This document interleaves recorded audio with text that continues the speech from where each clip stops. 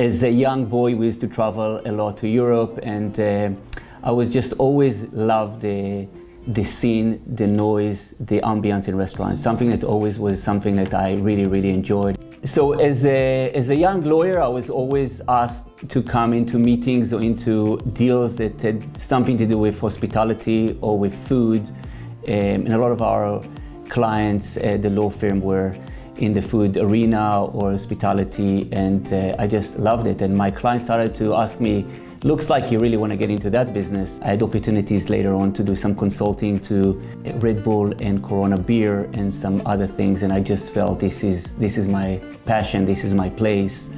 So I didn't really start immediately with wine. Wine was always there in the background, in family dinners, even as a teenager. I was like a big fan of beer. It was more wine for me.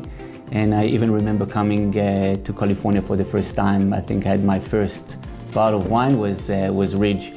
My family lives in Santa Cruz, so it was very easy, accessible wine back then. I didn't realize that some of the wines I was drinking was Montebello, was super expensive wine from Ridge, but it was the aha moment for me, I guess, in hindsight, that I really love wine, and that's what I want to do. I remember on the first date, actually, with my wife, I told her that I have this dream of moving to California and going to business school here. We moved here in 2001, and I went to business school here. I did some consulting work for Constellation. I did some work with the Campari group. So I was already kind of knew this is my direction, but I knew I wanted to reset basically my background and not to have that legal stigma on me as a lawyer, and I just felt like I need to start fresh again. During business school, I met with, we did a case study on Bonnie Doon vineyards, and I met with Randall Graham, and later on I met also with John Williams from Frog's Leap, and I just had a feeling this is something that I want to explore more and look into more seriously.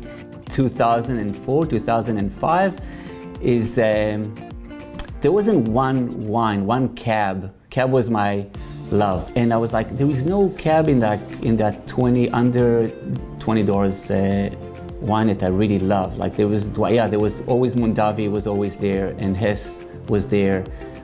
But this is the early days, I guess. Joel Gott just kind of launched his wine, and I was like, wow, we should do a cab under $20. I think it can be really interesting. So it came from passion, yes, absolutely. The business model was working there as well because we didn't have any vineyards.